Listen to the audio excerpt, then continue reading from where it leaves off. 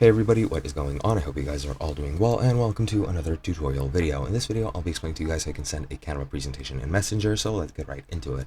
Now, there might be two ways in which you might want to send this presentation. You might want to send it as a PDF so that the person you're sending it to can directly just access the file without accessing your actual project in Canva, and that they can use it as a presentation in and of itself. That, or you can just directly link the project itself, and I'll be showing you both ways. Now, what you want to do with when you're in a project, this one's empty, but don't mind that. You want to go into the top right and click share, and here you can get a collaboration link or add people to this.